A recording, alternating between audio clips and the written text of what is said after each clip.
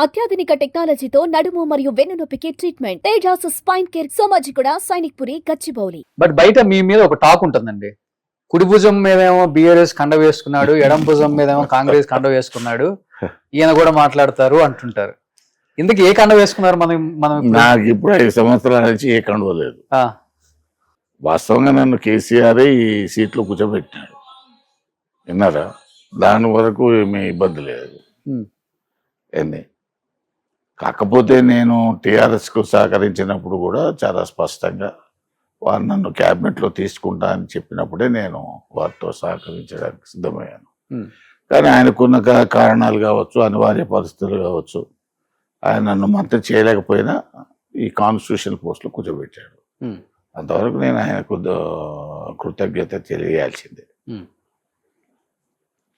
కాకపోతే కుడి భుజం మీద ఉన్న కండవ మీద చెప్పారు, ఎడం భుజం మీద ఉన్న కండువ వేసుకోలేదు. ఎందుకనంటే అఫీషియల్ గా వేసుకోవాల్సిన అవసరం లేదు. కానీ ఈ పోస్ట్ లో ఉన్నప్పుడు అందరికి సహకరించాలా, ప్రభుత్వం నడిచేటట్టు చూడాలా, ప్రభుత్వం ప్రతిపక్షాలు తెచ్చే వాయిస్ను కూడా వినాలా. అందుకని నేను ఇద్దరిని, 2 పక్షాలను కూడా నా సభలో ఉన్న 40 మందికి ఇంక్లూడింగ్ మీ అందరిని కూడా సమానంగా క్యారీ చేయడం ఒక పాత్ర, ప్రభుత్వాన్ని నడిపించడం కూడా ఒక పాత్ర. ప్రభుత్వానికి సహకరించడం అనేది ధర్మం కదా, అది నడవాలి కదా ప్రభుత్వం. సో ఏకపక్షంగా ప్రవర్తించట్లేదు అంటారు కాంగ్రెస్ వైపు? లేదు. మరి ఎందుకు మండలిలో మీ బీఆర్ఎస్ సభ్యులు అంటి ముట్టనట్లుగా ఉంటారు గుత్తా సుఖేందర్ రెడ్డి గారు? లేదు, అట్లేం లేదండి. నేను ప్రతి ఒక్కరికి అవకాశం ఇస్తాను. ఆ సభలో ఉన్న ప్రతి వ్యక్తి నాకు అవకాశం ఇవ్వలేదు అనేవాడే ఉండడు, అందరికి ఇస్తాను ఏదో రకంగా. అది స్పెషల్ మెన్షన్స్ కావచ్చు, లేకపోతే పిటిషన్స్ కావచ్చు, లేకపోతే డిస్కషన్స్ కావచ్చు, అందరినీ. ఒక సభ్యుడు ఉన్నటువంటి పిఆర్టీ ఆయనకు కూడా ఇస్తాను, 2 సభ్యులున్న ఎంఐఎంకి ఇస్తాను, 1 సభ్యుడే ఉన్నటువంటి కాంగ్రెస్ కూడా అదే ఇచ్చాను, 1 సభ్యుడు ఉన్నప్పుడు బీజేపీ కూడా అదే ఇచ్చాము. అందుకనే ఎక్కడ కూడా మనం ఆ పొరపాట్లు కానీ అటువంటి తప్పులు కానీ చేయం. కాదు, మంత్రి పదవి రాలేదు, రాష్ట్ర స్థాయిలో మంత్రిగా ఉండాలి, నా వంతు నేనేదో మంత్రి అయ్యానని ప్రూవ్ చేసుకోవాలి అనే బాధ ఉందా ఇప్పటికి? ఇప్పటికి లేదు. ఇప్పుడు లేదు, అప్పుడు ఉండేది. ఎందుకంటే కేసీఆర్ నన్ను మంత్రిని చేస్తాను, నాకు జీవితంలో ఒకసారి మంత్రి కావాలనే కోరిక కూడా ఉండే. ఓకే, ఆ కోరిక వారు తీరుస్తారనే చెప్పాడు నాకు. సరే, ఆయనకున్న ఇబ్బందులు మరి ఏ కారణాలు నాకు తెలియదు, ఆయన చేయలేకపోయినాడు.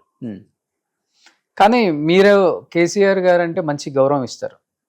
ఎలక్షన్స్కి ముందు ఇదే గుత్తా సుఖేందర్ రెడ్డి గారికి దాదాపు 6 నెలల పాటు కేసీఆర్ అపాయింట్మెంట్ ఇవ్వలేదు, 6 నెలలు వెయిట్ చేయాల్సి వచ్చింది, వెళ్ళిన మనిషిని కూడా వెనక్కి పంపించిన సందర్భాలు చాలానే ఉన్నాయి అనే మాట వాస్తవం కదా? ఇది దాంట్లో కొంత వాస్తవం, కొంత అవాస్తవం. వాస్తవం ఏంటి? వాస్తవం ఏంది, 6 మాసాల్లో టైం ఇవ్వని మాట వాస్తవం. కానీ నేను ఎప్పుడు పోయి తిరిగి రాలేదు, విన్నారా? నేను ఎప్పుడు కూడా ఈ స్థానంలో వచ్చిన తర్వాత వితౌట్ అపాయింట్మెంట్ నేను ఈ సీఎం దగ్గరికైనా ఆ సీఎం దగ్గరికైనా వెళ్ళను. నేను వాళ్ళు టైం ఇస్తేనో వాళ్ళు పిలుస్తాను. ఓకే, నా అవసరం ఉంటే నేను టైం అడుగుతాను, వాళ్ళు టైం ఇస్తే వెళ్తాను. లేదు, ప్రభుత్వ పరంగా కొన్ని కలిసి ఉండేటువంటివి ఉంటాయి, అప్పుడు వాళ్ళు పిలుస్తారు, వాళ్ళు పిలిచినప్పుడు వెళ్తాను. అంతవరకే తప్ప ప్రభుత్వ కార్యక్రమాలు ఉంటాయి, పిలుస్తారు, వెళ్తాను, అంతే తప్ప మనం అప్పుడు కూడా 6 మంత్స్ గ్యాప్ కూడా ఎందుకు వచ్చింది అనేది కొంతమంది పోయి ఏవో రకరకాల కారణాలు, ఏదో ఒకటి ఆరోపణలు, ప్రత్యారోపణలు ఉంటాయి కదా రాజకీయాల్లో. ఓకే, ఏదో చెప్పడము, దానివల్ల ఆయన కొంత మరి ఇబ్బంది పడ్డాడేమో నాకు తెలియదు. దాని కొరకే నేను ఒకసారి ఆయనకి ఎక్స్ప్లెయిన్ చేయాలనే కోరిక నాకుండే, వాస్తవ పరిస్థితులు చెప్పాలనే కోరిక నాకుండే, జిల్లాలో రాజకీయ పరిస్థితుల గురించి చెప్పాలని ఉండే. ఎందుకంటే కేసీఆర్ అంటే నాకు కొత్త కాదు, తెలుగుదేశంలోనే మేము కలిసి పనిచేసినాం. నిర్మల్ 96లో వేణుగోపాలాచారి గారు రాజీనామా చేసిన సందర్భంలో బై ఎలక్షన్లో ఆయనతో పాటు నన్ను ఇన్ఛార్జ్ చేసినారు. నేను అప్పుడు ఆంధ్రప్రదేశ్ డైరీ చైర్మన్. వారు మన ప్రిన్సిపల్ అనేది, నన్ను వైస్ ప్రిన్సిపల్ అనేది, మేమిద్దరం నిర్మల్లో హోటల్లో ఉండేది. 1 నెల రోజులు ఉన్నాం దాదాపు, వచ్చుడు పోవుడు కానీ, ఇక్కడ ఉండడం కానీ. తెలంగాణ వాదం పుట్టింది కూడా ఒక రోజు అక్కడ బై ఎలక్షన్స్లో సెలవు వచ్చింది. ఎవరో పెద్ద మనిషి ముస్లిం చనిపోతే ఆ రోజు ప్రచారం బంద్ పెట్టారు. పెడితే ఇదే ఆయన నేను ఇంకా లోకల్ లీడర్స్ కలిసి ఎస్ఆర్ఎస్పి డ్యామ్ మీద వెళ్ళాం.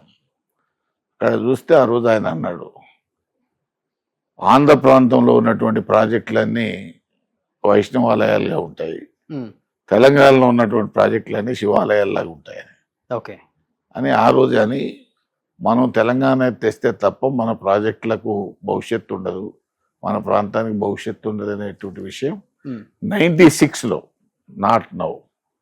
ఆ విషయం ఆయన కూడా చాలా సందర్భాల్లో బహిరంగ సభల్లో కానీ అక్కడిక్కడ చెప్పాడు.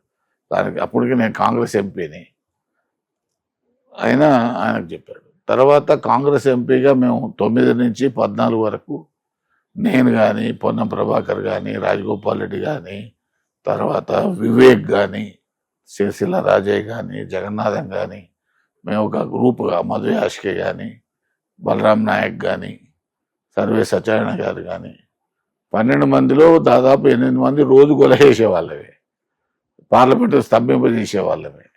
మేము 5గురం అయితే ఒక 2 days పార్లమెంట్ మెట్ల మీద పడుకున్నాం. అటువంటి సందర్భాల్లో అప్పుడు టిఆర్ఎస్ పార్టీకి 2 ఎంపీలు, కేసీఆర్, విజయశాంతి గారు. వాళ్ళు సభలో ఏదైనా గొడవ చేయాలనుకుంటే మమ్మల్ని అడిగే చేసేది. మేము వాళ్ళకు మద్దతుగా వస్తామంటేనే వాళ్ళు పార్టిసిపేట్ అయ్యేది. ఓకే, ఆ విషయం కేసీఆర్ గారు ఎప్పటికప్పుడు అడిగేది, వాళ్ళ మీ ప్రోగ్రామ్ ఏంది అది చెప్పారు కదా ఒకసారి. ఒకరోజు బహిరంగ సభలో కూడా నేను గుత్తా సుఖేందర్ గారికి టికెట్ ఆఫర్ చేశాను, ఆయన నేను చేయనన్నాడు. పార్లమెంట్ ఎన్నికలు పార్లమెంట్ అప్పుడు కూడా చెప్పారు కదా ఆయన. అయితే అంతకుముందు నేను టీఆర్ఎస్తో సంబంధాలు పెట్టుకున్న సందర్భంలోనే వారితో చెప్పాను, నేను ప్రత్యక్ష ఎన్నికల్లో నేను పాల్గొన్నాను,